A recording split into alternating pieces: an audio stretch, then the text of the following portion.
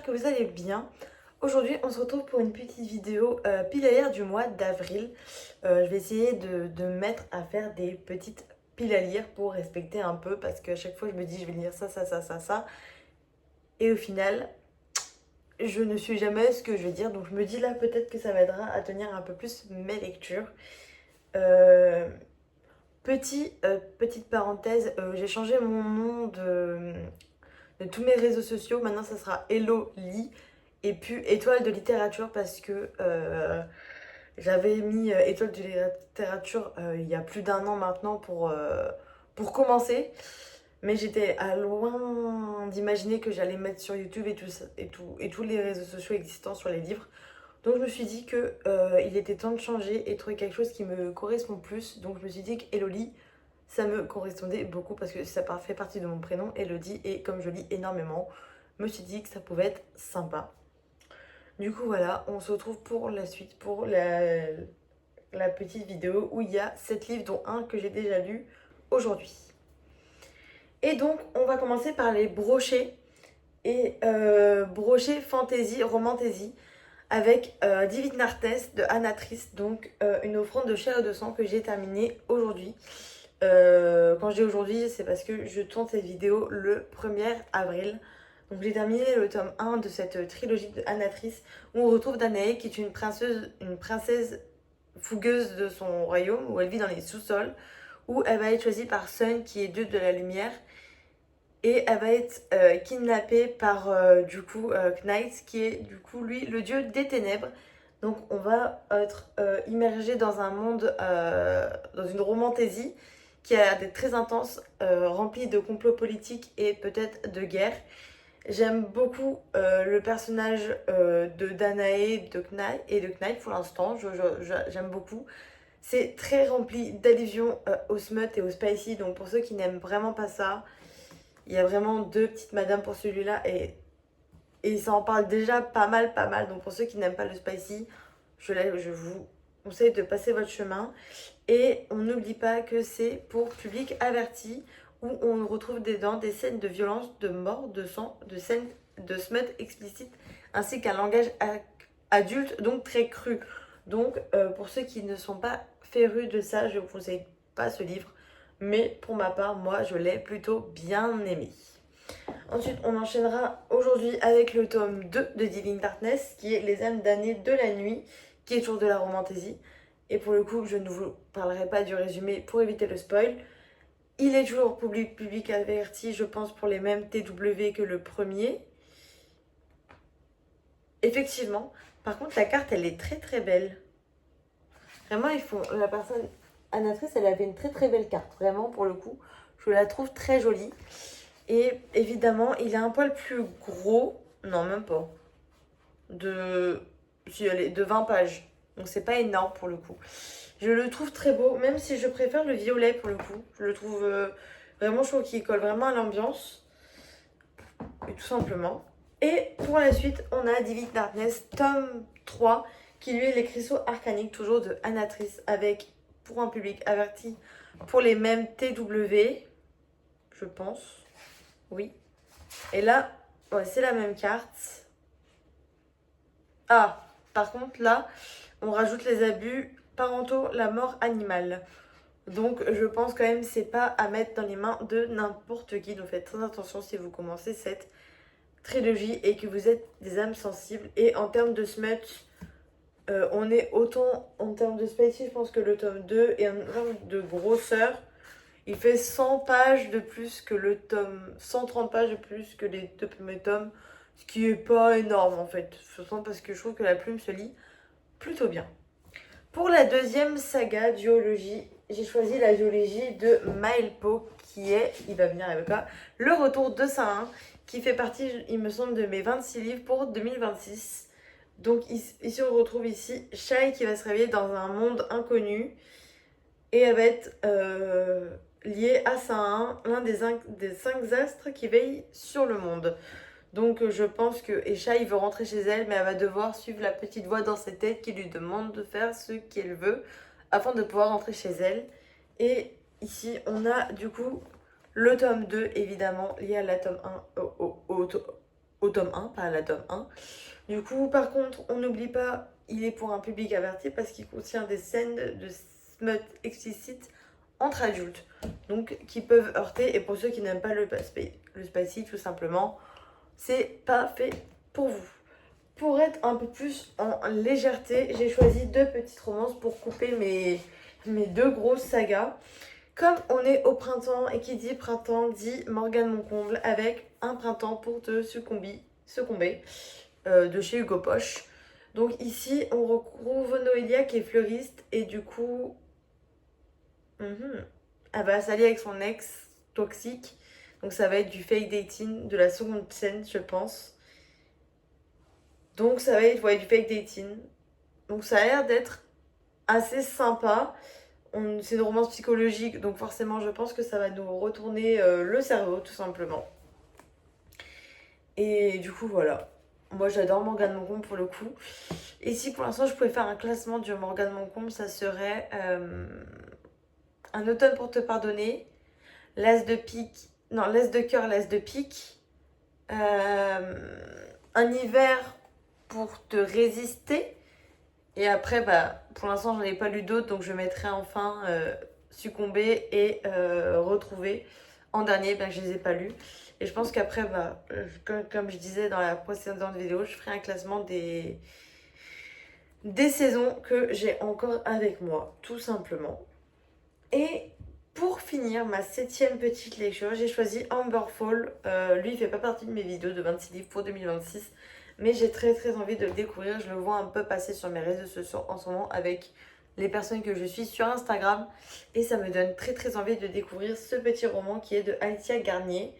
Et qui est une romance un peu small town où on va retrouver du coup Julie Murray qui déteste Tate Gray car il lui a volé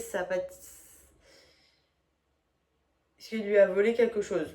Voilà, il lui a volé son rêve d'être pâtissière et de remporter un concours. Et du coup, forcément, à un moment, ils vont devoir s'allier et elle va devoir être sa petite amie, de ce que dit le speech. Donc tu me mets small town, fake dating, fausse petite amie, moi je peux que aimer, genre vraiment. Et c'est pas Est-ce que c'est un second change? Ah, je pense que c'est un second chance parce qu'elle le connaissait déjà avant. Du coup, tout simplement, c'est ma petite pile à lire du mois d'avril. Après, si j'ai terminé tous ces livres, vraiment si j'ai terminé tous ces livres avant la fin du mois d'avril et avant début mai, je me verrais bien lire un de ces 4 livres que j'ai acheté et que je vais vous montrer tout de suite, tout simplement. Ou un parmi tant d'autres. Je sais pas, j'ai acheté 4 livres et j'ai qu'une envie, c'est de tous les lire à la suite, malgré ce que j'ai choisi là. Le problème, c'est que quand j'achète des livres, après, j'ai très envie de les lire. Et ceux que j'ai achetés avant, un peu moins. C'est pas bien. C'est pas bien. Mais du coup, je vais vous parler maintenant des 4 petits livres. Parce que je bablate, mais je n'en parle pas. Je voudrais beaucoup découvrir Emily Henry. Parmi tous ces livres, il y en a vraiment 2 qui m'intéressent beaucoup. Happy Place, qui a l'air trop mimes, qui a l'air d'être... En gros, c'est un couple qui part en vacances avec ses copains. Et ils savent pas qu'ils sont plus en couple. Et du coup, ils vont devoir faire semblant. Et du coup, ça va peut-être raviver leur amour, la flamme. Du coup, ça m'intéresse pas mal. Alors, la couve, je la trouve pas waouh. Mais c'est surtout, pour le coup, le résumé me tente énormément. Pour le deuxième de Emily Henry, il est sorti sur Netflix et c'est pas plus que People We Meet on Vacation, publié de chez Hauteville. Ils sont publiés de chez Hauteville tous les 2. Et du coup, là, ici, on retrouve alors Alex et Poppy qui passent chaque été ensemble. Sauf que du coup, ils se sont pas fait pendant 2 ans d'affilée, ils se sont pas revus en vacances. Et du coup, je pense qu'ils vont passer un été ensemble en road trip, de ce que je comprends. Et ça peut être sympa. Donc, ils ont l'air d'être brouillés, de ce que je comprends. Ça a l'air d'être plutôt intéressant. Moi, j'aime bien les trucs comme ça. Il est sorti sur Netflix et pour l'instant, je me garde de le regarder parce que j'aime bien lire les livres avant, tout simplement. Et pour le coup, je pense que ça se lit assez facilement. En plus, il est tout petit, poche. Donc, je pense qu'en après-midi, ça peut se lire assez facilement. Ça a l'air d'être de la romance quand même. Donc, tout ce qui est romance, moi, je sais que je lis assez facilement. Donc, j'ai très hâte de découvrir la plume. Une plume que je n'ai pas encore découverte, mais que j'ai presque tous ses livres dans ma bibliothèque. Faut pas abuser, madame. Il s'agit de R.F. Kuang, de Rebecca F. Kuang, avec Lily Face, où j'ai déjà Babel, La République du Dragon et le premier tome de The Poppy War, qui est La Guerre du Pavot, voilà. Donc j'ai maintenant tous ces livres dans ma bibliothèque, donc lui, il est en poche, publié par PAL. Ce livre, c'est une autrice, en fait, deux amies autrices qui écrivent des livres, dont une qui est une autrice à succès et une autre qui fait que des livres bof, jusqu'au jour où celle qui fait des livres à succès va décéder et sa copine va subtiliser son roman en cours et le faire publier sous son nom à elle et pas celui de sa copine. Et du coup, elle va devenir une autrice à succès. Sauf que du coup, je pense que ça va se savoir au bout d'un moment. Parce que c'est quand même un sacré secret qu'elle doit protéger. J'ai très hâte de savoir, j'ai très hâte de comprendre. De base, j'étais pas du tout hypée par ce livre quand j'avais vu. La couverture me donnait pas envie. C'était il y a 1 an et demi.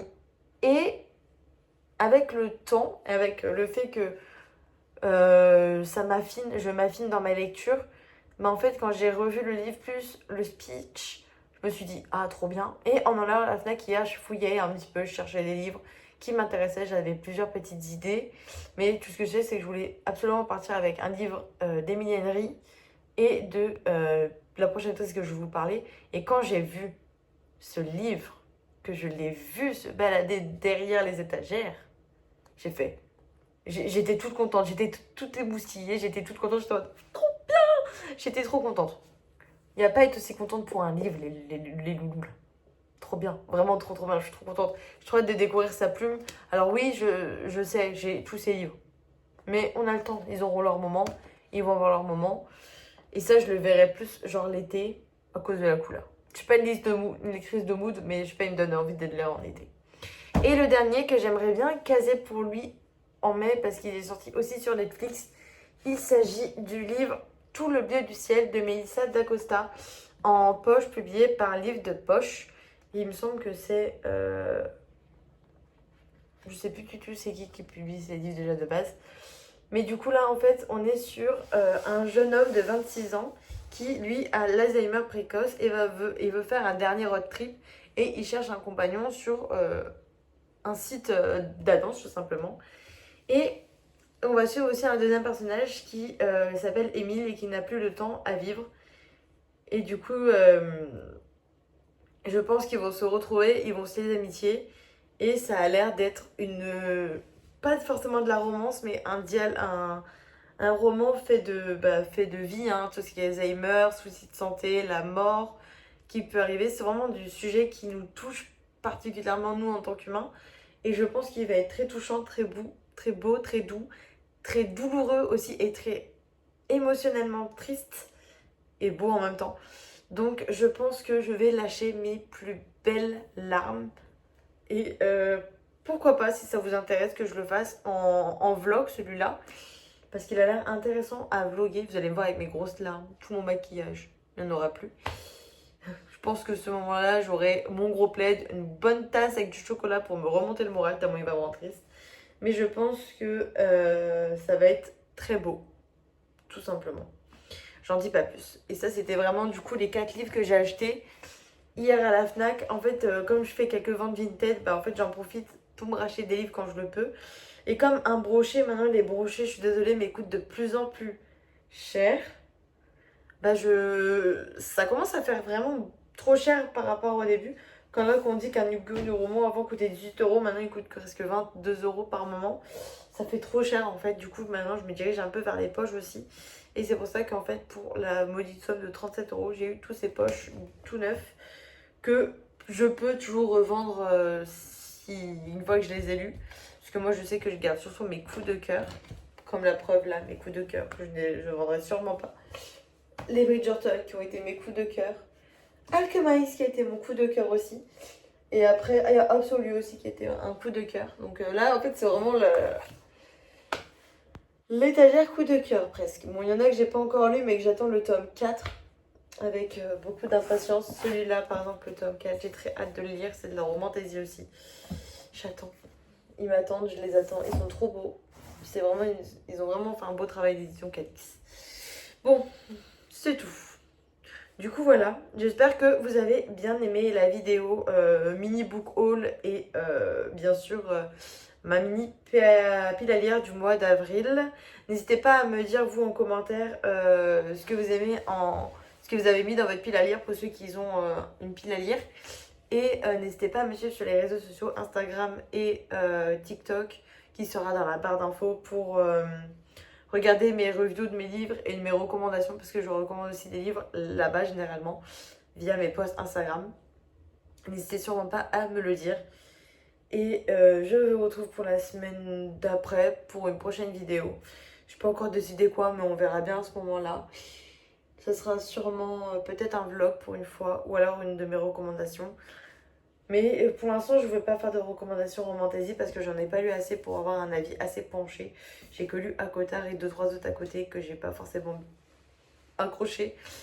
Du coup, ça fait un peu tôt pour une recommandation de romantaisie, tout simplement. Je vous fais des bisous et je vous dis à bientôt pour la prochaine vidéo.